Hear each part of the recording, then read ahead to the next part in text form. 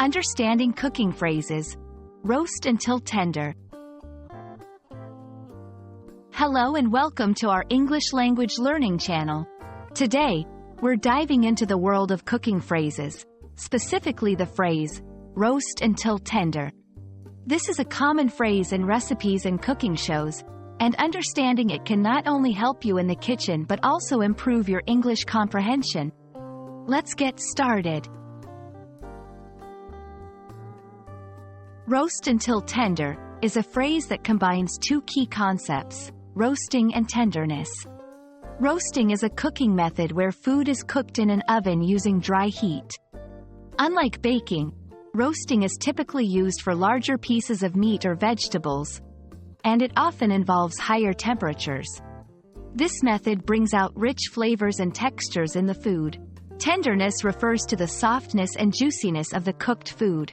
When a recipe says, until tender, it means you should cook the food until it reaches a point where it is easy to chew or cut. Not too hard and not too mushy. Understanding these terms separately helps in grasping what the phrase means when used together. Knowing when something is tender can be a bit tricky, especially for those new to cooking. Here are some tips. Use a fork or knife. Gently poke the food with a fork or knife. If it enters easily without much resistance, the food is likely tender. Visual cues.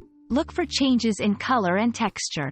For example, roasted vegetables often get a golden brown color when they're tender. Timing. Most recipes will give an estimated cooking time, but remember, this can vary based on your oven and the size of the food items. In English-speaking countries, roasting is a popular cooking method, especially for holiday meals like Thanksgiving or Christmas. Understanding this phrase is not just about cooking, it's also about connecting with a part of English-speaking cultures. I hope this video has made the phrase, roast until tender, clear and easy to understand. Remember, cooking is as much about following your senses as it is about following a recipe. Happy cooking and happy learning!